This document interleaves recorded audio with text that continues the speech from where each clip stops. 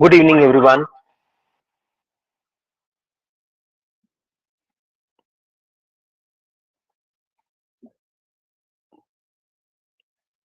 I hope I'm audible. Yes, sir, you are audible. Okay, great. Yeah, Thank you very good evening. much. So, allow me 1 minute to share my.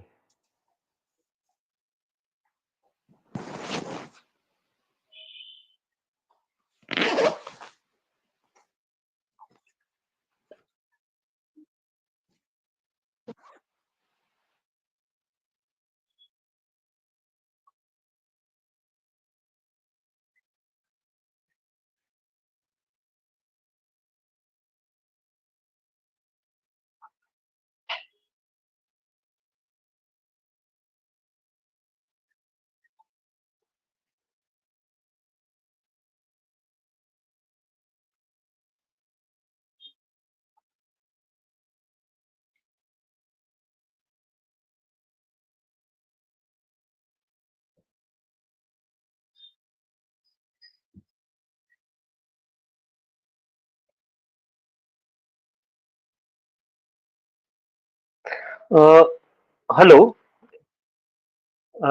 RFI से कोई है?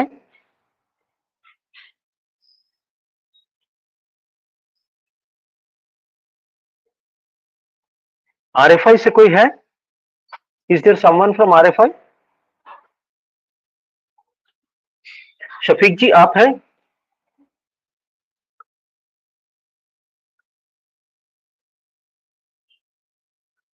आई can share my screen.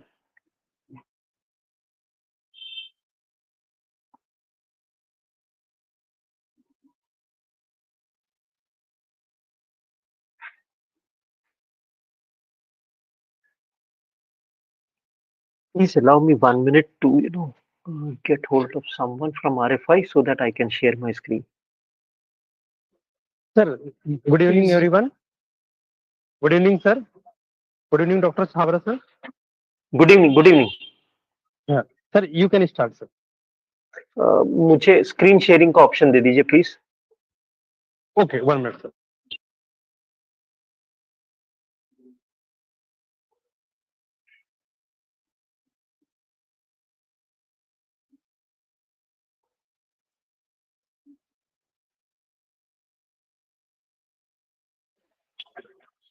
Sir, please share your screen, sir. अच्छा मैं एक बार try करता हूँ. Thank you.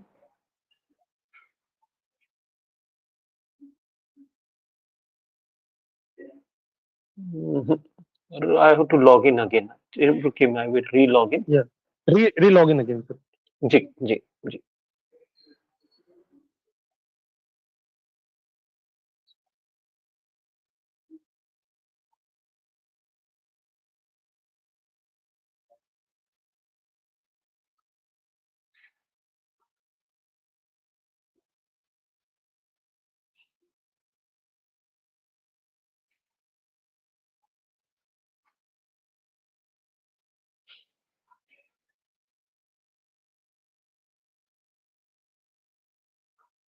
अभी भी वही प्रॉब्लम वही एरर दे रहा है that you cannot screen sharing, you can't share your screen.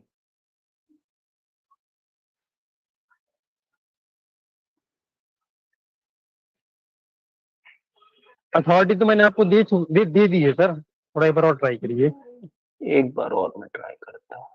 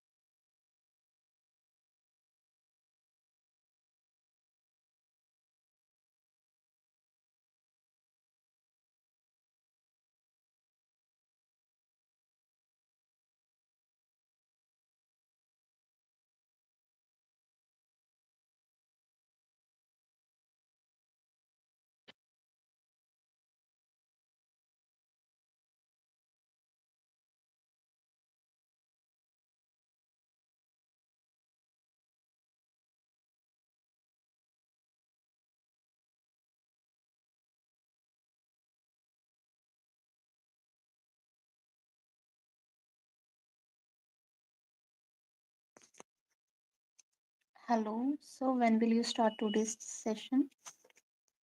I'm Yeah, please. waiting for I'm waiting for the screen to be shared. I'm sorry, due to some technical issue, I'm not able to share the screen. All right, sir.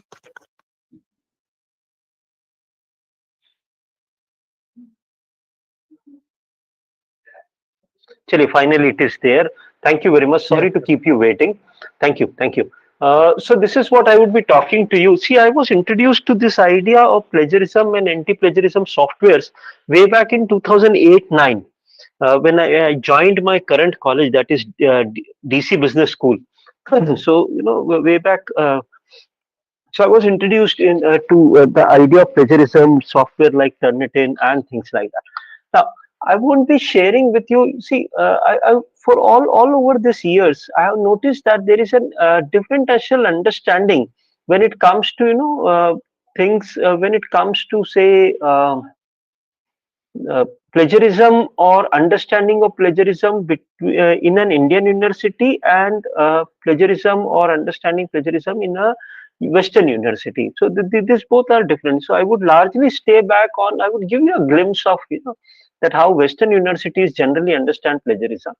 Or but by and large, I would stay back with the Indian idea of plagiarism or the Indian concept of ethics and plagiarism. Largely, they are the largely the concept of ethics remains the same.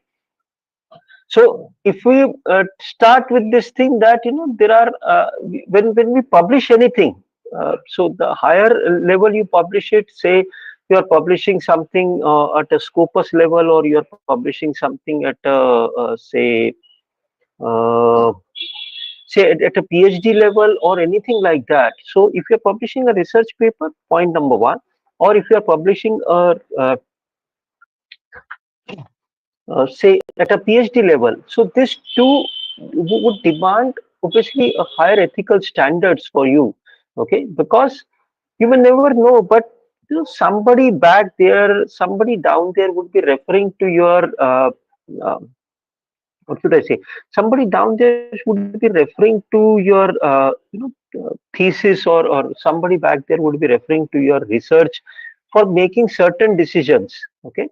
Now, these decisions can be, if it is not a medical research, even in social sciences also, this decision can be crucial in ideas, or these decisions can be crucial in terms of maybe many a times policymakers also refer to many of the researches which are conducted. So that is where this that you should be doing a right research. Okay, so right research is not always that you are doing it as statistically right. Okay, that is obviously the most important thing, that you should be doing it statistically right. But right research also would mean that you are doing the research which is correct in its own sense. Okay, so it's correct. It's that people can actually extend that trust in you, people can actually extend that faith in you. Okay, so that is where is something which is important when it comes to creation, or when it comes to the larger idea of ethics or publication ethics, that there are that people do extend the trust in what you have to write, what you have to say. Okay, so say it with all, not only with confidence, but say it with all correctness also, because you never know what people can take out from it. So there can be several issues on that thing. So let's discuss these issues one by one. Uh, the most important thing, whenever you are wanting to get some paper published, please make sure that you have thoroughly gone through the author's guidelines. Okay, so you have thoroughly gone through the guidelines which are presented to the authors. So it's that the researchers, that you should be aware of what what is like to be an author like. Okay, so Generally, authors' guidelines put talk most importantly the format in which the manuscript should must be. They may give you, also read on to that thing. UGC in its documentation has given an idea of predatory journals. So see that the journal that you are referring to, is it not a clone journal? So UGC CARE website has given you a list of clone journals also. So the journal that you are going through, it's not a clone journal. Many people ask me that, sir, we have been trapped. We would be talking about publication, dual submission. Okay, so that if you have been trapped into some kind of a so-called fake journals, so it's always better that before you get, precautions are better than cure. So before you get actually trapped into such journals, uh, do look out for, what should I say, do look out for that these journals are authentic. So one of the easiest ways of testing the authenticity of the journal is that you refer to the UGC website, or time and again there are publication that there is no UGC list published. Okay, so that's all there on the website. So you can refer to that website and adhere to that thing. Okay. So that is one idea of, that you are in knowledge of what is required from you as an author. Okay. Generally, they would also tell you the many journals would tell you that what is the average time that they take to get some paper published or something done. Okay, so you should have that idea in back of your mind, that how much time would it take. Like, why I'm saying this, I would relate it with my next topic. Okay, the third idea is most important idea, is that many a times we, while we float a questionnaire, we do a so-called standard type of, what should I say, a standard type of disclaimer applies, that the data used in this would be used only for academic purposes and nothing more. Okay, agreed. Specifically, if you are writing a case study, okay, if you are writing a case study specifically, please understand this thing, that you must obtain a written approval. Okay, you should submit the case study to the organization before you submit it to any journal for publication. So you must submit it to the organization, uh, take their consent from it, and then actually go ahead with the publication, or go ahead with the things. Okay, so that is what is something which is a required type of thing. That is what is that something which is a must type of a thing, that you must, uh, this is one idea of obtaining a consent. Two, tell people that that this may be published online or offline types. Okay, many people, they ask for the email and other details of the participants, uh, just to establish the authenticity. I asked them that, why are you looking forward? So they say that, my guide has told me that, otherwise so one second, please, one second.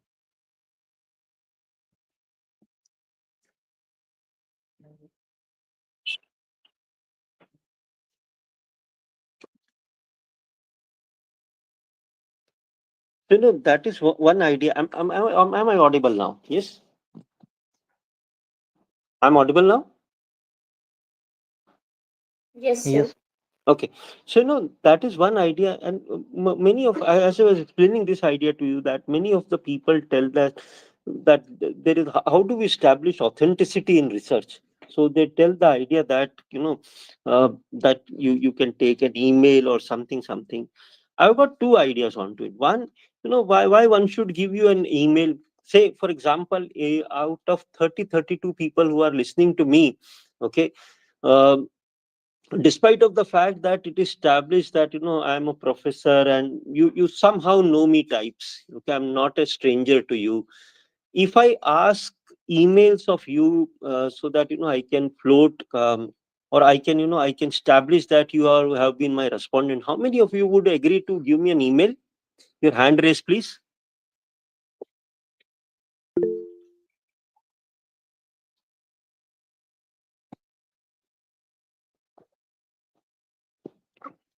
Okay, okay, great, good.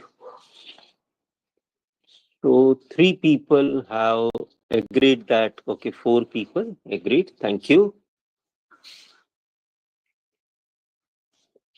Uh, Others have any issues in giving their emails? Let's be honest. Okay, so let me randomly ask someone.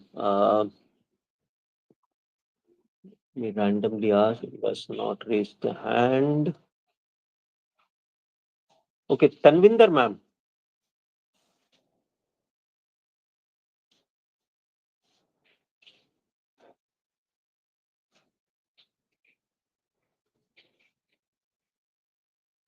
Tanvinder ma'am, are you here?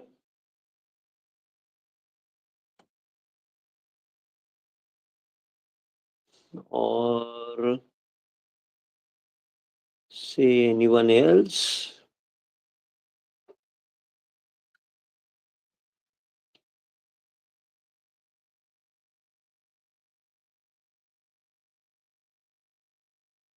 Archana ma'am, are you here?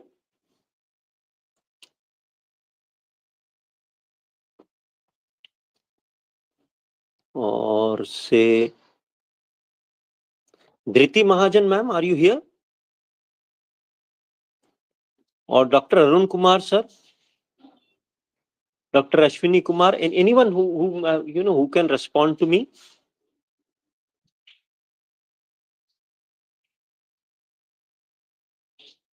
Vishnu Prasad sir, are you here?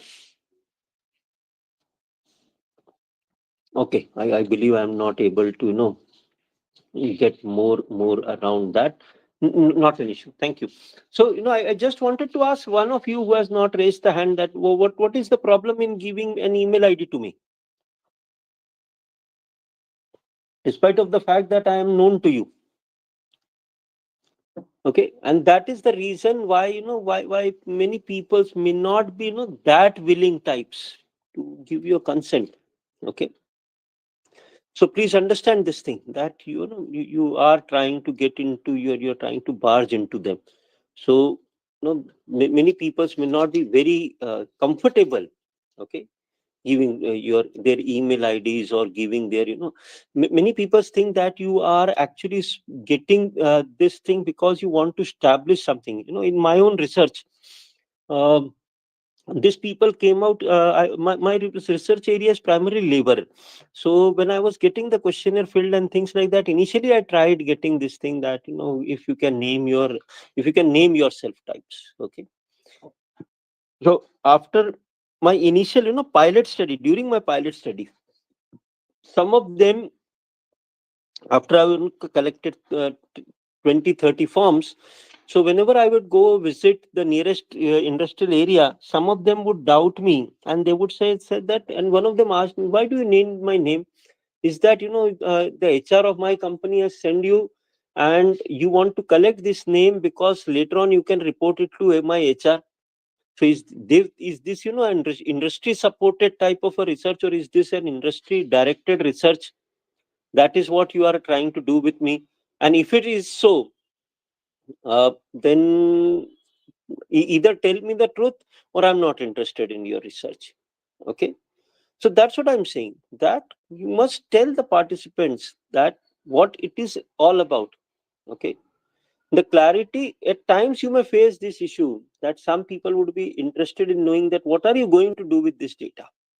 Okay, would this data bring any benefit to me types, or in anything like that, that how would this data be used? So it's my utmost sincere request to every one of you that despite of the fact that you are using that data, you must not uh, you mustn't create any idea in the mind of specifically say, remember all this thing. If you want a true answer, you need to have trust of the people, trust of the respondents. Okay, at times the researcher, the questions, they might might not be very direct. At you, to you it may seem it is very direct, but at times it does, they are not something which are very direct type of things. Okay, So people may feel it to be, you never know, wherein the privacy issue may rise. You never know. So hence, please be very, if you want an honest answer, ask an honest question. Okay. Don't try to create any type of suspicion in the mind of the respondents. He would not respond. Okay. Be sure of that. He won't respond. Okay. So are you trying to create some data? Okay. Or are you trying to indicate that thing? I give you an example. Say, for example, uh, if I ask you a question, simple question, okay, to your understanding, given any industry, who would be paid better? Say, maybe mm,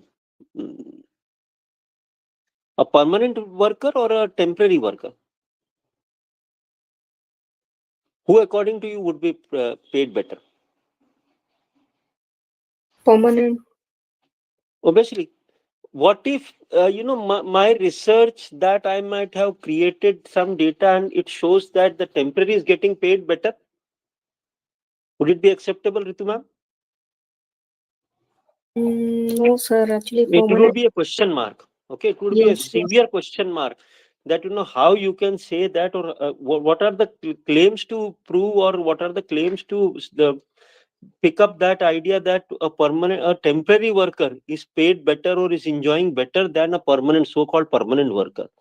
Okay, it would be very, so what people would do, see, I might have not got the data real, so either I check back the data. So rather than doing so, what people would do, they would create a data. Okay, they would create a data, they would manipulate the data to tell something. That is one reason why many journals would be interested in asking you conflict of interest. That if you are having any conflict of interest, or if you have got any interest with the organization, it's always better, suggestible, that don't do a research within your organization. I was, if you remember, during my last lecture, I've taken this example of academic, say, attendance and academic performance of the students. Okay, so I would strongly suggest this thing, that don't go for a data from your own organization, because that may eventually create a so-called conflict of interest. People may not like this idea of you presenting some data, which may, which to some minds may create some confusion to management. You understand what I'm trying to tell? Okay, so it's always better that you collect the data outside your organization. And when you are doing so, don't collect the name of the organization, that which institution the boy or the girl is studying. Because then your friend, if you ask me an organizational data from my side, okay, if I ask you that, okay, Ritu ma'am, since you attended my lecture, can you please, let's together do this research, okay, of Sure. academic, between this academic thing and this. So can you please share the data of your organization? The chances are that you may not be very happy sharing this data. Okay, provide, so that's what I'm saying. Or me quoting the name of the institution. Okay, even if you are the director, nobody would like to do that. So it's always better that that's what I said, that you subtract the name of the organization. Why do you need the institutional name? Okay, at a certain institution where it was done, was the result what was obtained. Okay, so there are hundreds of ways statistically wherein I can prove that this data is authentic in nature. So either under this pressure of management, or a creation of a conflict of interest, I would have to fabricate this data. There would not be left with any chance but to fabricate this data. Isliye it's always better that you collect the data from outside. Okay, that you are not under this pressure of any conflict of interest types. So anything, now let me ask you a question, okay, before I start explaining plagiarism to you. Okay, I hope all of you understand what plagiarism means. Yes, so let's me not Yes. define plagiarism for you. You are all very learned Yes, people. sir. Great.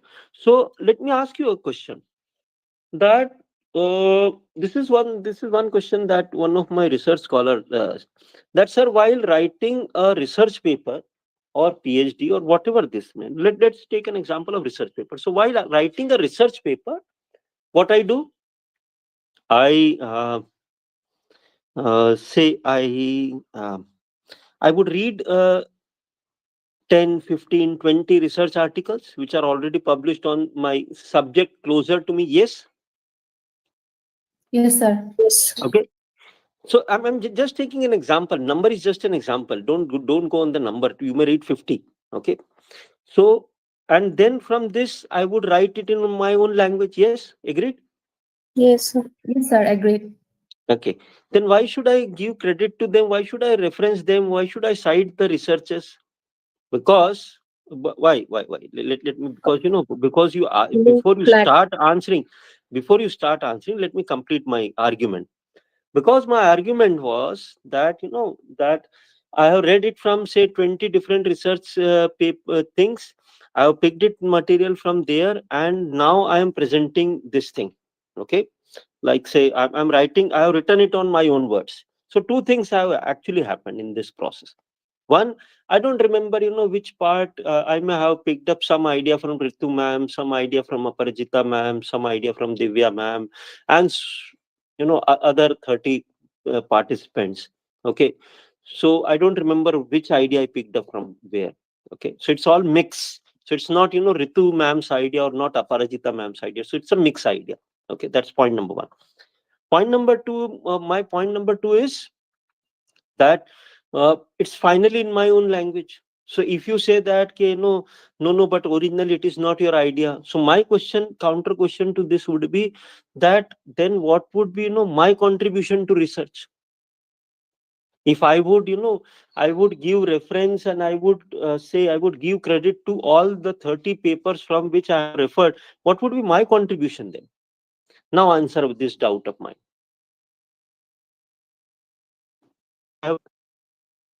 That why I should give referencing, why I should cite you. Remove plagiarism, sir. Okay, so if if I have Till, gone through more Ritu citation. ma'am, uh, Sorry.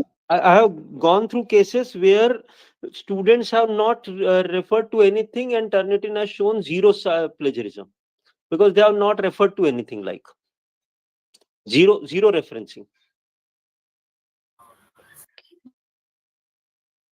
Uh, so citation, referencing is more important because we are copying someone, so we have to. No, I'm not copying anyone. I have written it in my own language. I have not copied any. It's a source. Then you can source of information. Then you can write your name, sir. Would it be possible? That's what my question is, na. Aparajita ma'am, you were saying something. Sir, actually, we have taken some ideas from others and we have analyzed it and copied or, paraphrasing the whole thing, or maybe some ideas we have incorporated to our thesis or the articles, right? So, Okay. first of all, if there is a doubt, somebody is going through my topic, whatever I'm writing, a book, maybe my research paper or something else, or something like that. Okay, so if there is a doubt, then the person may go through the citation, from where I have copied it. So it will help the person, researcher. I think so. Thank you, sir. Okay. My basic question now would be that, is this idea yours? Is this original idea yours? No, The sir. answer is no. The answer is No, no. Okay. This is definitely not your no. original idea. Yes, Okay. sir. So the idea is of someone else, as you put it rightly, Aparajita ma'am, that either you have paraphrased it, you have changed your language, or you have mixed this thing, that Yes, sir. you're trying to play smart, or you're trying to play straight, whatever the case may be. But the idea is not yours. So if the idea is not yours, then you should give credit to someone else whose idea is there. Because tomorrow, as soon as your research paper is published, and what if someone picks up from your research paper and does the same with you, then you would Exactly, feel sir. bad about it. Okay.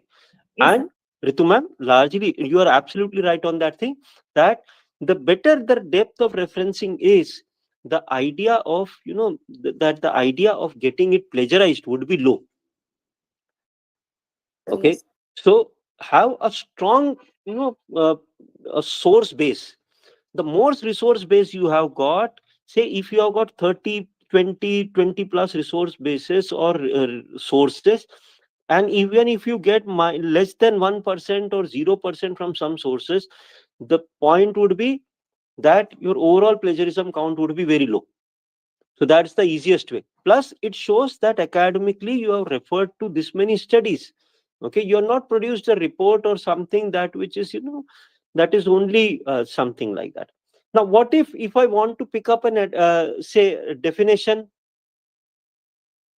or I want to quote someone? The best idea of doing so is that one, keep your definitions or quotations to the minimum. In a research paper, if you don't want a higher plagiarism score, one idea is that you need to define the term only once. Okay, and one definition, one comprehensive definition would be good enough. Okay, please see that. See, I will give you a practical idea. Please see that out of, say, how many words you have written for the paper. Say if your average paper length is 3000 words. Okay, so pick up a definition of 50 words, 100 words maximum. Okay, so pick up a lower side of definition, one which is suitable for that thing, and put it in inverted commas, indent it to left. So indent it to right, Turnitin or any software, generally plagiarism checking software would understand that this is definition, and then put the name of author. You may follow any style of whatever has been comfortable to you, APA or Harvard or whatever style of citation is comfortable and referencing is comfortable. So don't try to know. One, the first and most important thing is that please don't try to copy or extract much things from a single source. Two, try and keep the minimum idea of taking up definitions or taking up things. So try and keep that minimum idea of that thing. Okay. Three, even if you are taking it, so it's always better that you keep it in the inverted commas and take it as a definition or something like that and put it down there. So it's always better that you give credit and you avoid any type of plagiarism. Okay, so it always it's always clear that think about that thing, that UGC is trying to actually make a legal offense. See, and it is actually an offense that you are trying to copy someone's work, and you are not giving credit. And actually, let me tell you an actual case. People have actually lost their entire PhD. Okay, now this gentleman rose to a position of almost vice chancellor. I won't name the university or that thing. Okay, I won't reveal the identity. But this gentleman, he's somewhere down in the south. Somebody realized that 120 pages of his PhD were exactly copied from his. Copied means exactly photocopied. Okay, I'm talking about that era, which is a so-called pre-Google era types. Okay, so when theses were not normally available online. Okay, so I'm talking about that way back in early 2000 or something, late mid of 2000. So from there he picked up this idea. Okay, and he proved finally that this 120 pages are copied from his thesis, and the person lost the doctorate. Since you lost the doctorate, you lost the degree, you cannot be you cannot be vice chancellor of the university, because that is the minimum requirement. Okay, even to be when you rise on senior levels. So that's what I'm saying, that this can be so dangerous that you are trying to. And see, the most important thing is that everything is available online these days. Okay, people can dig it very easily. You don't have to be a coding master to do so. Simply Google it, you would get it. One of my PhD scholars came down to me and said to me, sir, I have got a great idea. And then he went on to explain his research idea for 30-35 minutes. And then I asked him that, have you Googled this idea? And he was like, sir, this is a very unique idea. You can Google it and I'm sure you won't find anything. Okay, let's try. So as soon as it was, the idea was Googled, the first two results from the Google were thesis almost similar on a similar thing, and then there were line of papers, research papers, and one was almost exact type of thing which he was proposing type. So that's what I'm saying, that you are not that unique in world that we believe to be like. Okay, people spend hours and hours discussing that this is a very unique research idea. My simple answer to them is that Google it first. Let's see, okay, how unique you are in your idea. Because if you are too unique, then you are obviously going for an exploratory type of study. Go ahead, most welcome. If you're doing for a descriptive design of study, then be very sure that, because you would be that me too category types. Okay, you will be in a similar thing implemented in a different setting, but one or two objectives different. So be very precautious if you are following a descriptive set of design or experimental set of design. Be very peculiar as to what in experimental design. Be very peculiar that what type of variables are you using for experiment. Okay, so that is where you can save actually yourself from a plagiarism thing. As I told you, remember I was talking to you that author's guideline, you should be going through author's guideline. Okay, so it's always better that you go through author's guideline, and so that you actually know. Many of the journals, they clearly write to you that this much time on an average, this many months or this much time they can take to publish. Okay, so it's always better that you actually go on, and if you are in a hurry to get it published, then that's a different story. If you want to get it published in Scopus or something, the average wait time can be anywhere between 8 months to a year. Okay, and even after review it can go to 1.5 years as well.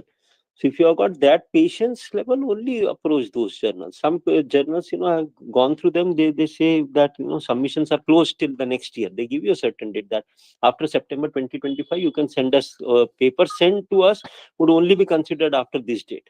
Okay, so as simple as this. So it's always better that you understand this thing. Why I'm telling this? Okay, you can ask me this idea that, sir, but in some journals it's not clearly given. So how should I know? Answer number one is, ask the editor. You can email the editor and ask that, what is the average time of review that you take? Okay, point number one. Point number two, why it is becomes important is that, see, almost all journals would have a plagiarism check. Okay, so now your paper has already gone. Say you have sent a paper to journal A, and that is already gone for a plagiarism check. Now you have sent, you 2 months passed by, say for example, and no reply you have got. So you send it to paper journal B. Okay, they would also check plagiarism. The chances that you would get highly plagiarized are more, because the paper has already been put on a database.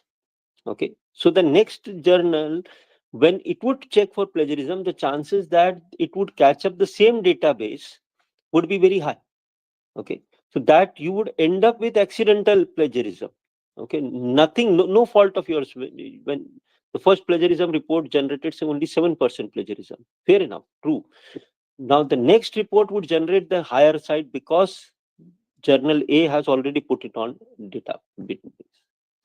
What to be done in such case? In such case, it's always better that if you are withdrawing the paper, okay, say you have written it to editor, things like that, it's always better that you contact the editor, write an email to them that I'm withdrawing this paper. Okay, and tell them that if you have put it on plagiarism thing to check plagiarism, please withdraw this. Okay, so I'm withdrawing this paper, so please delete your data from the database, so that I can send it to next journal, and then go ahead and send it to next journal. Okay, so it's always better that you are not committing any type of it's not about that only that you are committing a submission fraud, but it's also about this idea that you are not getting into chances of accidental plagiarism. Okay, so one research, one credit, that is what UGC says. Okay, so what people would do, some people would do some changes here and there, they would manipulate it, the data to some extent, and then they would produce a new paper. Okay, so it's some changes, and so they would have some uh, cosmetic changes. I would use this word, some cosmetic changes done, and they would get it published in some other journal or some other things to do so. Okay, so that is where a duplicate publication is. So that's the reason why UGC has actually come up with this idea that um, that you actually one research, one credit. You've done one research, take one credit out of it. You can send it to the highest order of journals and take fullest credit out of it. Okay, so don't try to repeat types. Okay, or so that I've used the word salami slicing, that that some part is done, some part is left. So you are trying to play honky dory types. Okay, so don't try to do that. Some people, you understand that the more your research is cited, the better it would be, like you would rise in the H index. Okay, so some people, what they do, uh, so in order to raise their H index, okay, so what they would do, they would keep citing themselves. Whether it is relevant, it is irrelevant, that's a separate story. Okay, whether you are they would, so they would make the thing relevant first. I'm being educated on that thing. So some people would actually make the things relevant first. Okay, that means they would uh, you know uh, they would create that relevancy in the topic first, and then actually they would self cite their paper. Okay, so whatever they don't bother about the storyline. No, storyline is one idea, but they would introduce their own, in order to introduce their story, they would create that. Okay, so that's what I'm saying, that it's simply that um, you are just trying to highlight yourself. Okay, when it is not required, your research may not be very relevant to your current paper, but people try to incorporate that because just they want to increase their indexing issues. So that is where self citation comes in. Okay, and this is this is a very hard pressed question. Okay, I'm not asking it this question to in any of the guides if they are listening to me in this, and I'm very sorry to ask this question to any other person also. Some people would say, your director may say that, suggest that, "Ki, okay, I know people around, or I can finance, I can get some rebate for you when it comes to, say, paying the fees or something. There can be 10 types of different arguments that can be given, and then they say that, add me as a co-author in your research." Generally, guides is, that's a common demand from guides. Okay, I'm with all disclaimers applied, I don't want to uh, paint anyone of my fraternity into any color. Please don't take me wrong. Okay, I'm not saying that all guides do that, but this is a general thing. Your director, your colleague, okay, you may know someone that, okay, I know, if you put in my name, I know a reviewer over there, or I know these journal people. So if you put in my name, the chances of paper getting accepted are more are higher. Okay, so this is how they become a co-author. My question is, okay, tomorrow you would also become a senior, you would also become, you people would also know you and things like that. My question would remain the same: what is your contribution? Okay, so it's always better that you contribute something. You may be good at research, so pick up the data part yourself. You may be good at okay, you may be good at, say, you may be good at writing review of literature. Pick up that part, do some contribution. Okay, not that you are, you have got one or the other um, muscle power types, okay, or money power type, since you control resources, being director or being guide. That's the worst thing that you can do. Okay, so it's always better that make some fruitful contribution to that thing. Okay. I remember of a very peculiar case in one of the institution. It has happened that, like say in many of your institution, you would have this practice of say summer internships or projects, student projects. So student has submitted the project to you, and many projects can be turned into a paper. Great, no offense to that. Okay. Now this gentleman did so. It was got published also. Okay. Now somehow the student learned this thing that this paper is published.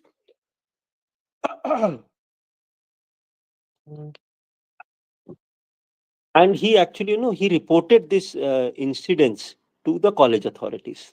Okay, that this is the project report which was submitted by me, and this is the research paper.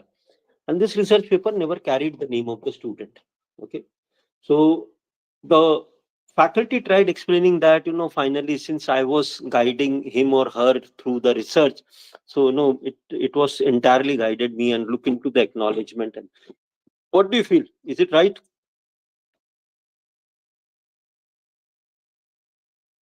No, sir. So the committee also felt the same. It was not right. Okay. So this person had nothing but to resign and leave. Okay. So that's what I'm saying. That before the things go out of or they turn into a bad shape, always ask yourself that what is your contribution?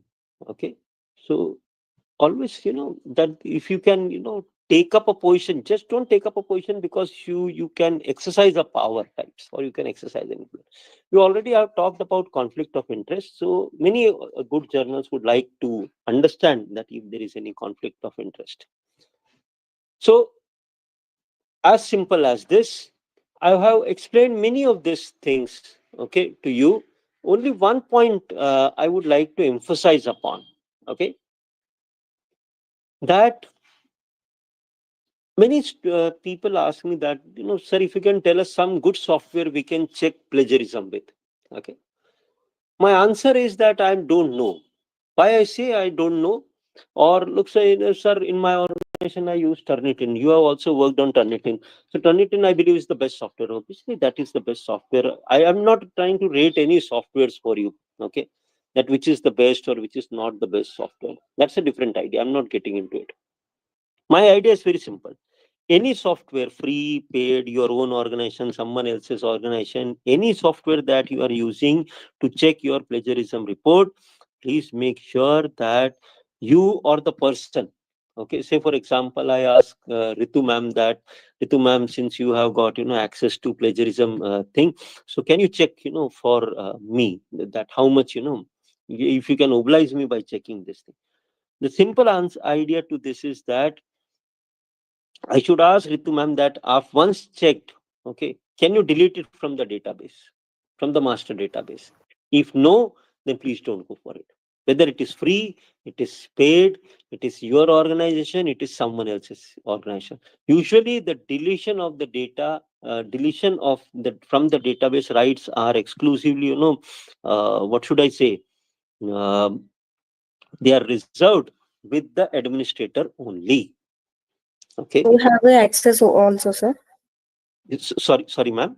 Who have access of Turnitin? You can also delete. That's what I'm saying, Ritu ma'am. That many softwares would allow you to delete from the database only if you have got, admin access, or if admin has given you that type of an access. If admin has not given you that type of an access, it won't, go away. It will go away from your console, okay, from your account, but it won't go from the main database from where it is, from where it has actually been fetching the record. So please make sure that you have got whether free, paid, anything like, okay. My strongest advice to you would be that please don't use any free softwares. Okay. In any size, shape, or any package that they come in, like, please don't use any free software, plagiarism software. Especially, see, you can change to the worst case. What would happen? That you would get self-plagiarized. Okay. And sometimes it so randomly behaves that you would be plagiarized with some sources that you have not even used. that you would, amused to you do, that you would be amazed to do and understand that the I have not used a resource, and the plagiarism, the next anti-plagiarism software is showing me, say, a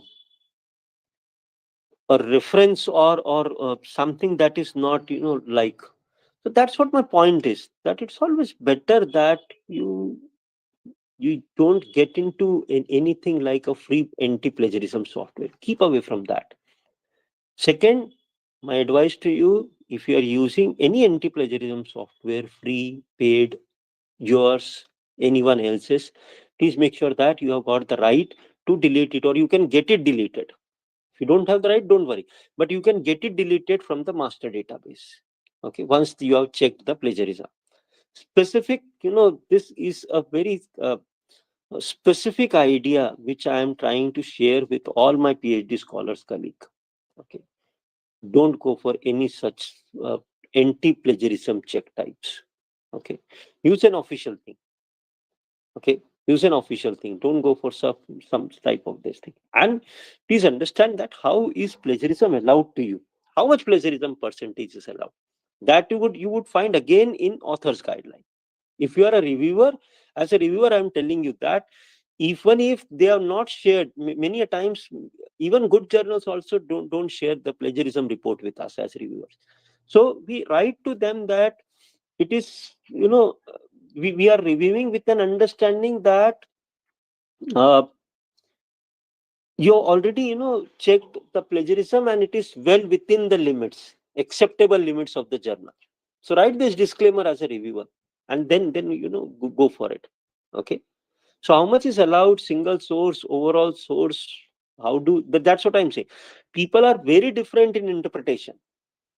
Western universities have got a very different connotation of plagiarism and understanding of plagiarism as compared to uh, the Indian ideas.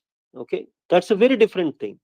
So hence, since we are generally in Indian context, we are sending it to Indian journals. Please understand their perspective of plagiarism and how much percentage is allowed overall also, and from a single source also. Try and keep the single source as minimum as possible. Okay, less than 2%. You would always be happy and safe. So finally, what I would like to talk about, that as I told to you, that you never know who would be referring to your research. Okay, who would be referring to your research? You can't say, you can't say that, who would refer to such a research. No, policymakers can refer to it. People can quote these researches. I can use as a next researcher, I can use your research. After all, you are also use someone's researches. So you're also, drawing this argument on this research ways that, this is in line with uh, Aparajita ma'am's research. This is in conflict with Ritu ma'am's research. So after all, you're also using that reference. No? So someone can use your reference also. Okay. So have that reliability on that thing. And remember me, in any good interview, in any good organization, especially those B plus category or even A plus category organization, if you would face an interview, people would be liking to ask that what are your research interest, what do you know. They won't be asking you per paper types, that okay, what was your finding in this paper, what was. They can even ask you this also, but at least they would be interested in knowing that what is your general understanding of research and how do you do research. Like, from that they would understand many things, that how what a strong idea you have got of research and things like that. So when you are developing yourself as a researcher, okay, it's a vast field, never ending type of field. When you are developing yourself into this pool or this understanding of researcher, please understand this thing, that you are doing whatever you are doing, do it authentic. Okay, a smaller piece of work, a larger piece of work, do it authentic. The more authentic and trustworthy your research becomes, the more confident you would feel in doing the next research. Okay, it's always better that that's what I'm saying. If I'm not good at data, nothing, I may be good at writing theories. Okay, if I'm not good at writing theories, I may be good at data. Make some contribution into research, just don't get it published.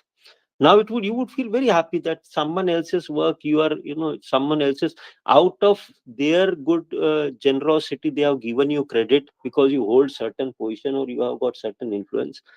Tomorrow in some interview, somebody asks you this thing, then you would have no answer to this thing, that what exactly you contributed in this result.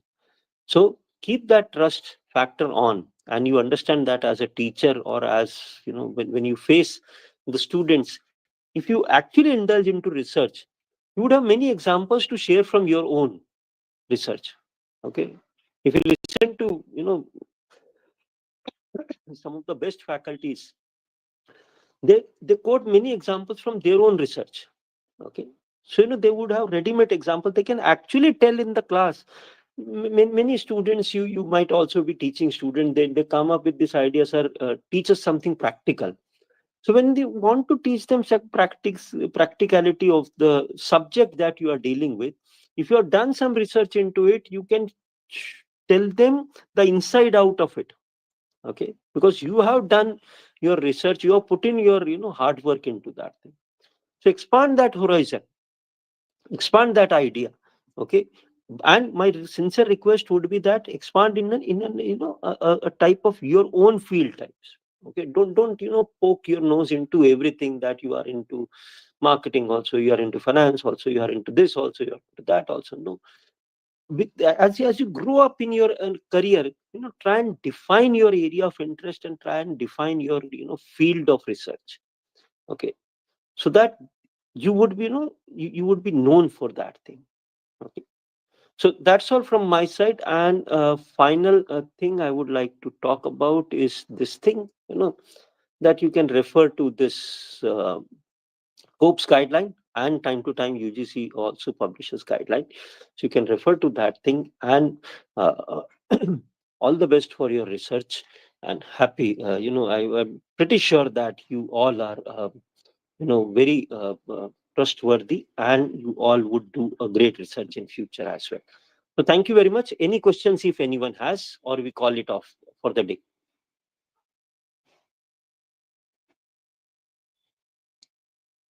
Any questions, anyone? So, sir, according to UGC guideline, 10% plagiarism we similarity can be considered, right? That is largely allowed, yes.